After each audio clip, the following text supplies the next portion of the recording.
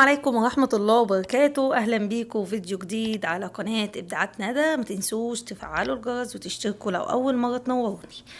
النهاردة إن شاء الله عاملين لكم سفرة رمضانية كاملة مع فريق ملكات اليوتيوب. هنعمل لكم سفرة حلوة جدا وتختاري منها اللي يعجبك تعمليه على سفرتك في رمضان عشان ما تحتاريش.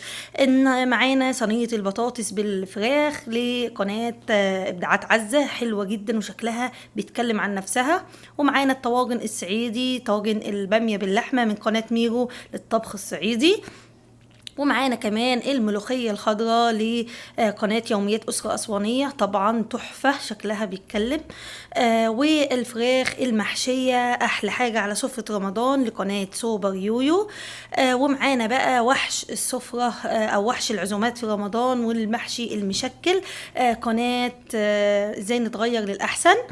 وما نسيناش الحلو طبعا، معانا الكاسترد هتقدمه لنا النهارده قناه بيوتنا، حياتنا في بيوتنا لأم حفصه.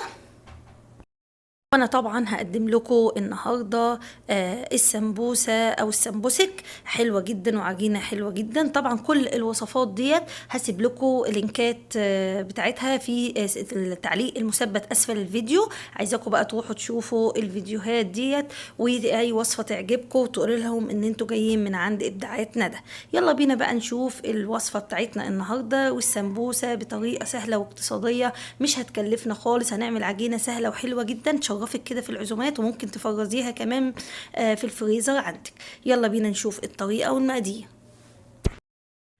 المقادير عندي كوبايتين دقيق. طبعا انت ممكن تكتري الكميه. الكوبايتين دقيق بياخدوا كوبايتين معلقتين كبار من النشا، معلقتين اللي هو معالق الاكل، وبياخدوا معايا رشه من الملح، ودول حوالي 4 معالق من الزيت او ربع كوبايه من الزيت.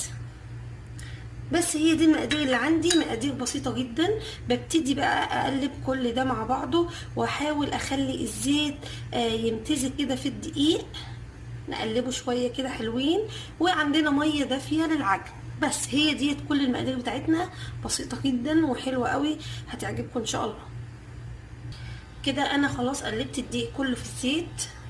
هنبتدي بقى نعجن بالميه، ميه دافيه بس كده لحد ما يتكون معايا عجينه ملمومه. والعجينه مش عايزاها تبقى طريه قوي، يعني عايزاها تبقى متماسكه شويه.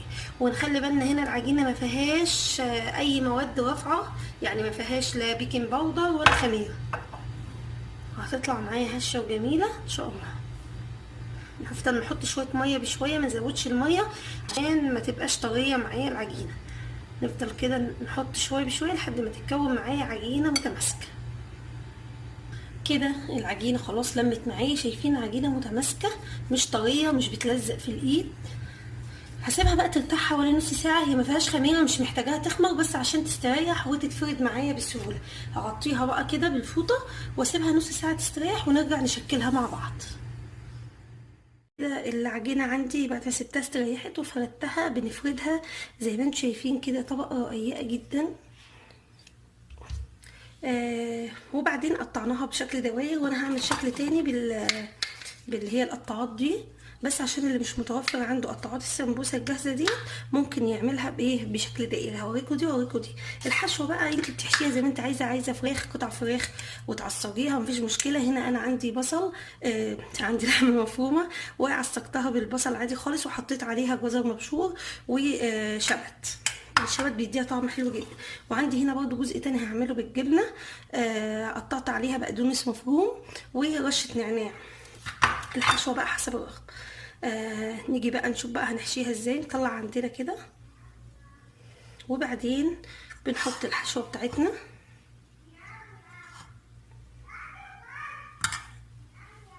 نحط الحشوه بتاعتنا كده ونبتدي نقفلها بقى. نيجي هنا على الطرف ده كده ونبتدي نتنيل جوه كده، نتنيل جوه، نتنيل جوه كده وندوس عشان يقفل معايا السمبوسه ما تتفكش معايا وهي بتتقلي بالشكل ده كده.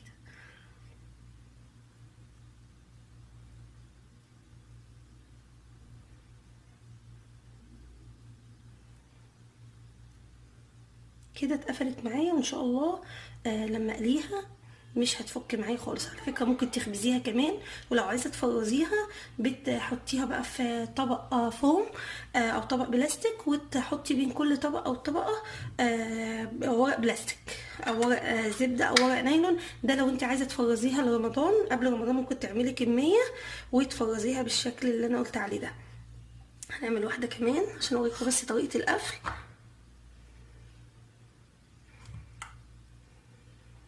هقولك برضه لو انت خايفه انها تفك منك او مش عارفه تقفليها حلو، تقفليها ازاي؟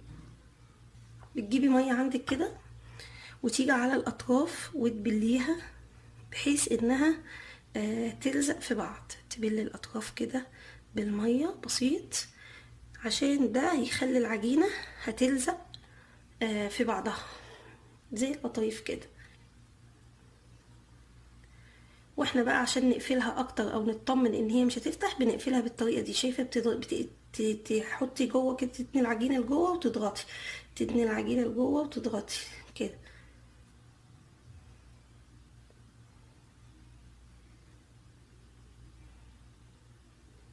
هعمل لكم واحده بقى بالقطاعه. طبعا القطاعات في منها اللي هو المثلث ده وفي منها اللي بيطلع لك على شكل دائري.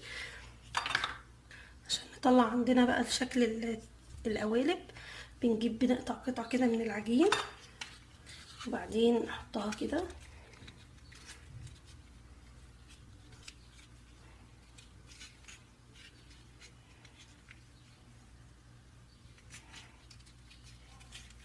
وتحط الحشو بقى اللي انت عايزاها.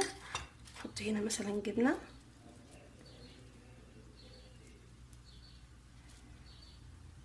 وبتقفليه بالشكل ده. كل العجين الزايد ده بتشيليه وطبعا بترجعي تشكليه تاني. دي اللي هي ايه بالقطاعه، شايفين تديكي الشكل ده.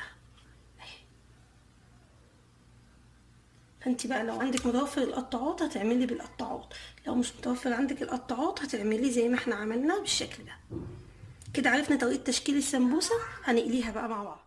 حطينا الزيت عندي يسخن. احنا طبعا ما فيهاش اي ماده رافعه فما نسيبهاش تخمر ولا اي حاجه. هنا عندي الزيت سخن وانزل فيها بقى بايه بالسمبوسه اللي عندي. انا شكلت شويه اهو، شويه بالقطاعات وشويه على ايدي زي ما وريتكم. ممكن كمان شايفين دي نسيت اقول لكم انا عملتها بالشوكه، بحرف الشوكه كده وتدوسي عليها هتديكي برضو المنظر ده بس. ونبتدي بقى نحمرهم في الزيت ونقلبهم طبعا على الناحيتين. وهي عشان احنا عاملين العجينه رقيقه هتتحمر معانا بسرعه وهتستوي، وكمان هتطلع معاكي هشه جدا وهتطلع حلوه قوي. هوريكم شكلها بعد ما تتحمر. زي ما انتم شايفين كده اتحمرت معايا السمبوسه وخدت اللون الذهبي الجميل. هطلعها بقى على ورق مطبخ عشان تصفي الزيت اللي فيها، وهحمر باقي الكميه ونشوف بقى هنقدمها مع بعض ازاي. ودي شكل السمبوسه عندي بعد ما حمرتها. ما شاء الله طلع هشه وجميله جدا، مفيش حاجه فتحت ولا اي حاجه، مقفوله كويس جدا. عايزه اوريكم بس من جوه هي عامله ازاي. شايفين دي انا كنت حاشيها من جوه جبنه كيري، بقى جزء من العجينه والحشوه خلصت وحشيتها جبنه كيري. شايفين عامله ازاي هشه ما فيهاش مش عارفاش عجين، جميله جدا جدا جدا. يعني بجد بجد لو جربتوها تعجبكم جدا.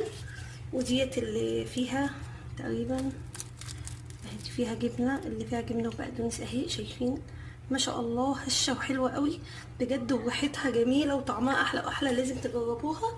وما تنسوش بقى طبعا زي ما انتم متعودين لو عجبكم الفيديو اعملوا له لايك، واشوفكم فيديو تاني ان شاء الله. السلام عليكم ورحمه الله وبركاته.